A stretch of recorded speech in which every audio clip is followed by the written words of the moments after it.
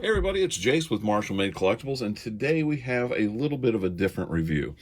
This piece that we have in front of us is the ThreeZero Ultraman, based off of the newer version from the manga, and later now the Netflix series, but this is the stealth version.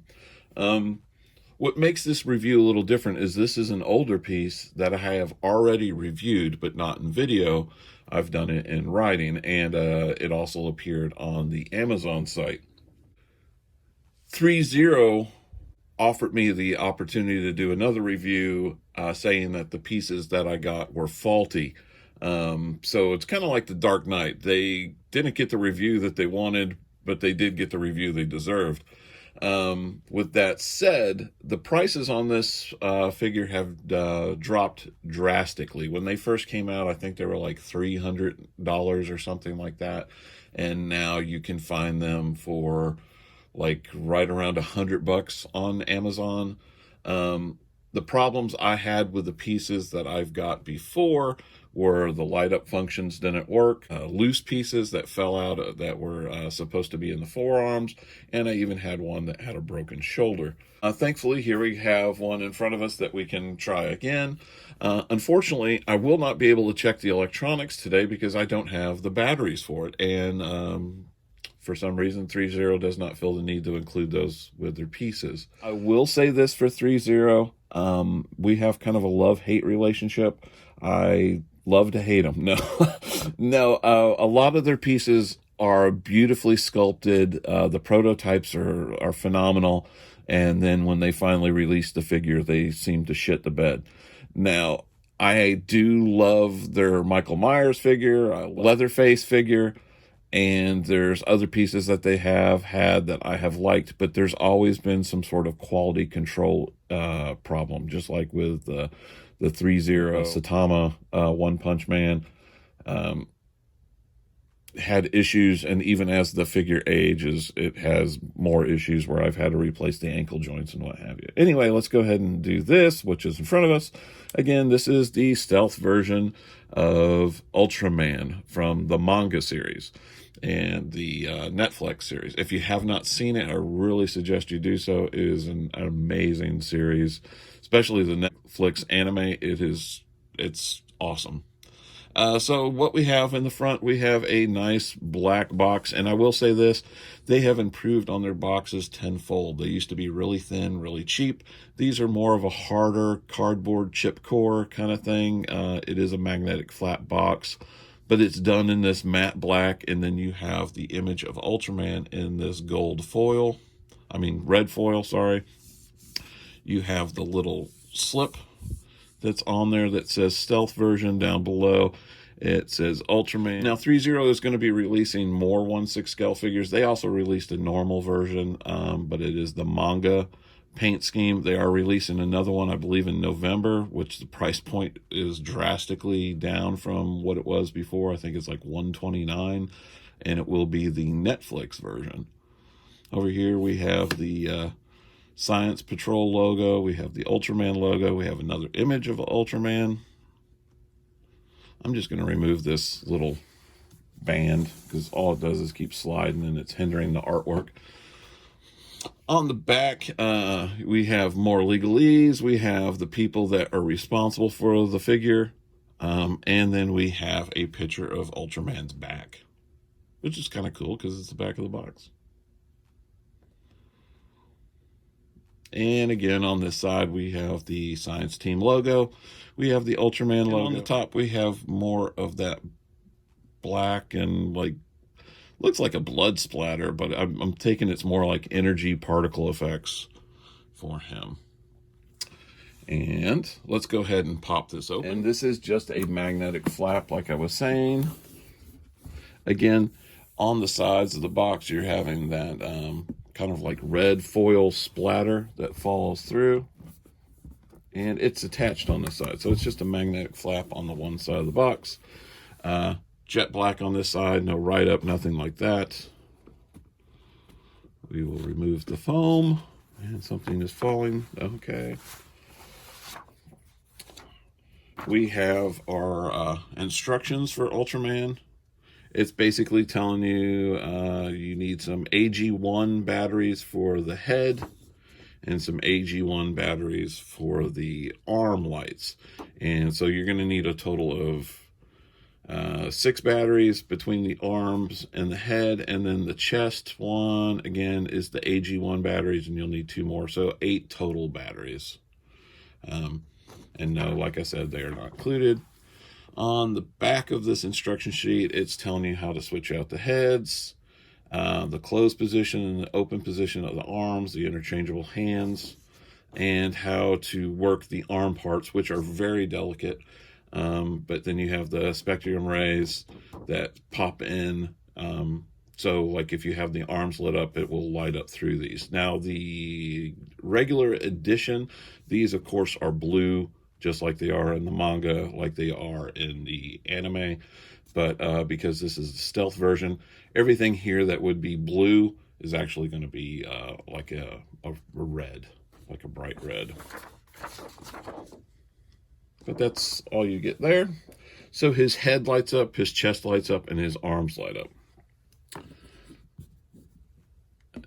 Okay, first thing we come to is we have a group of hands. He will have 2 on the figure himself. And then we have an additional 3 pairs. So he has 8 hands in total. So let's go ahead and take a look at those hands first. Like I said, ThreeZero does some amazing sculpt work.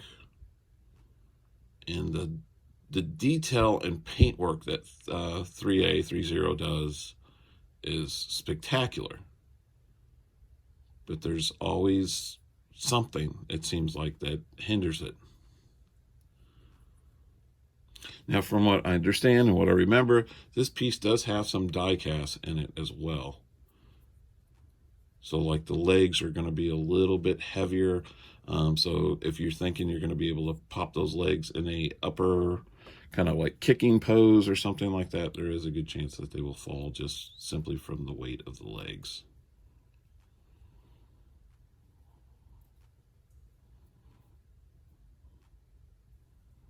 A lot of nice detail.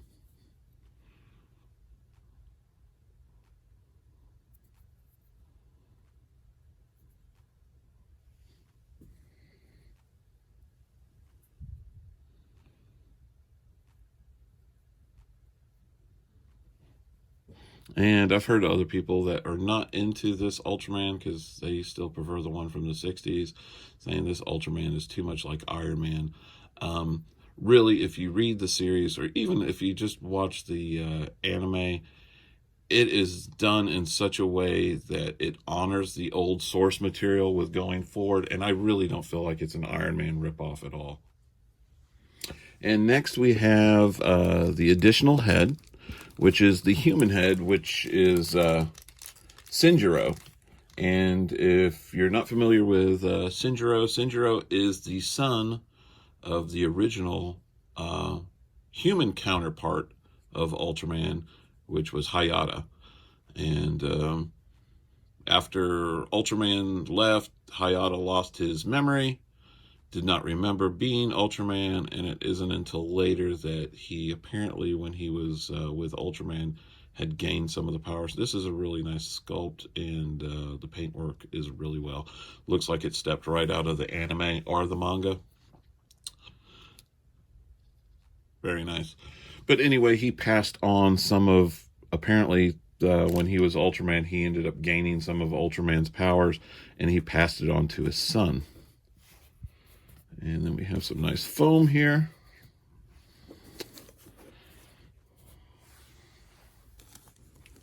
And we can pull him out.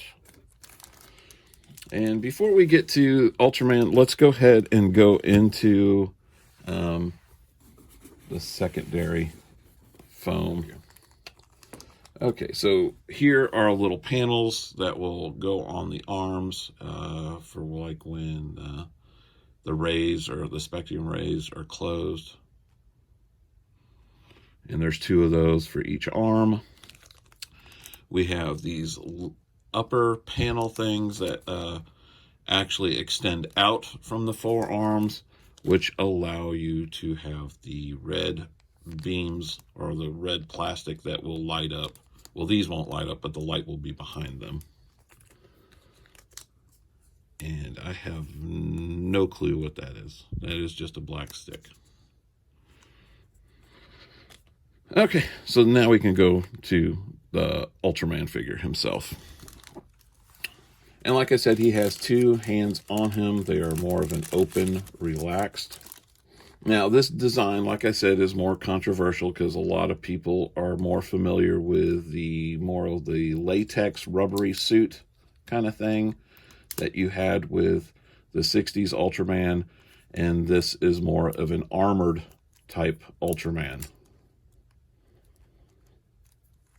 But honestly, I really like the design. I think it's thought out very well, and then in the context of the story, it fits very, very well. Okay, so let's go ahead, and what I will do, yeah, this already is far better than the other ones I received. Starting from the feet, we will work our way up. Now, the feet are metal. I can even feel the coldness from them. There is a lot of weight to this figure. And what I was saying earlier about the leg dropping, the ones I had before could not do that. So this one has extremely tight joints. So what I said before about it not being able to perform a kick, this one will be able to. I'm not going to say that all of them will be like that because, you know, considering the number of units that I've seen, that would only be a success rate of about, what, 33%? So, but I am liking this piece immensely already. Now, you got some amazing detail. There is some little decals, like, all around the suit. Like, I got a loose knee pad. I don't think, well, maybe they are supposed to be loose. Those are both metal as well. You can feel the pieces that are metal compared to the pieces that are plastic. You have these other pieces that will move up that will allow all the different posability, and this thing does have tons of articulation.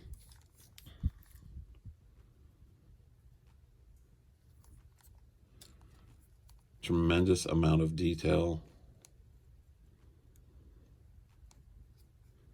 And this chest piece that you would put the batteries in is actually a magnetic panel that you can put the batteries in.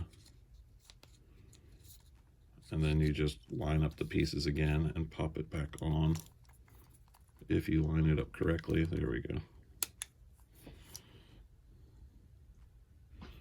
That head sculpt is really astounding. It is right out of the anime, right out of the manga.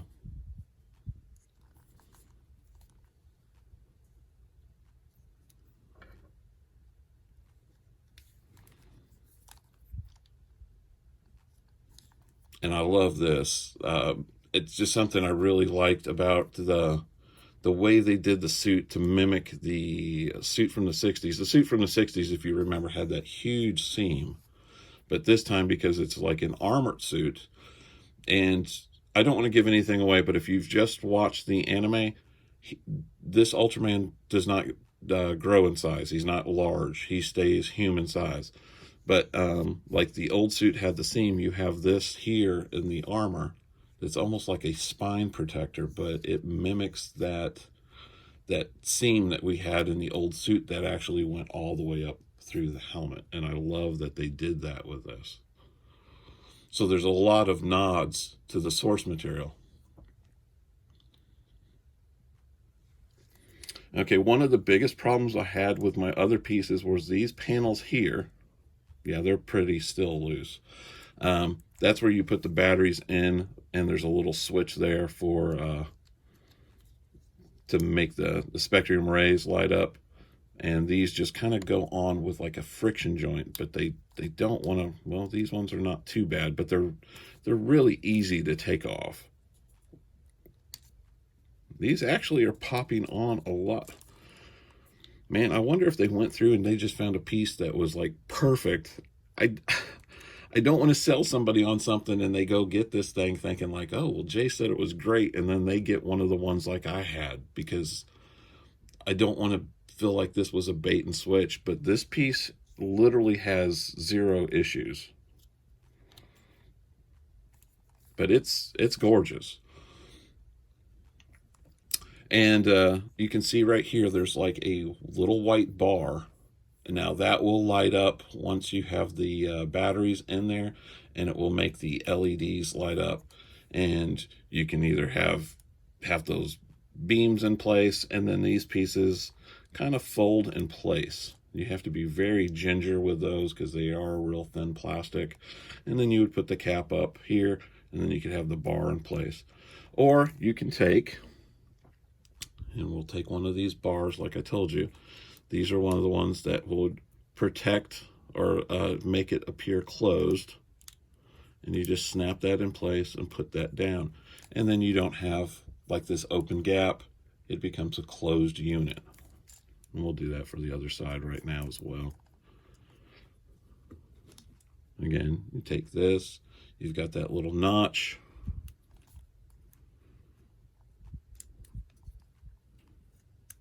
And put that in. And it hides that extremely well because this is all armor plated anyway. It hides that little seam extremely well. Now I won't be able to do the light up features because I do not have a bunch of these, what are they again? The AG1 batteries. But after I get those, I will test out all the electronics to make sure they work. But give me a minute. I am going to go ahead and set him up and have him in a couple poses. And of course, we will have some HD photography at the end so I can share some dynamic poses of this figure with you. And here we are with Ultraman all done up. I've got all his accessories out. I did find out what this little stick is for. This is just to use to push batteries out from those little tight gaps that you would have. It is gorgeous, I will say that. And I am very happy with this unit. This unit seems to be problem-free and no issues whatsoever. Again, have not had a chance to test out the electronics. Like I said, we will get to that. And I have him standing here without a stand. He does have good tight joints, good weight to him. He might be bobbling a little bit as he's spinning around. But other than that, I couldn't be more pleased. The detail on him, the paint apps on him, everything is awesome. In fact, like around the hip joints, I think the other one I had even had like sticky paint. And this one does not have any of those issues. This is a gorgeous piece. Start to finish. So I'm very happy to have them in the collection. And I will even go out on a limb, and in November when they release the Netflix painted version, I will go ahead and pick him up for that $129, and I will use my own money, and we will compare him to this one and see if the production piece is just as good as this one.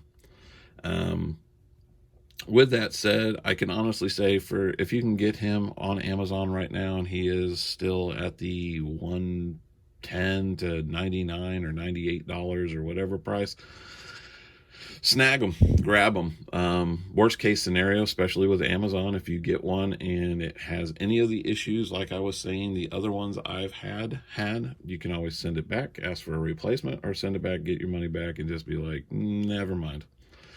With that said, I love this piece. If you're new to our channel, go ahead and hit that like and subscribe. It means the world to us that you're here. If you're one of our old subscribers, we really appreciate you sticking around and being with us.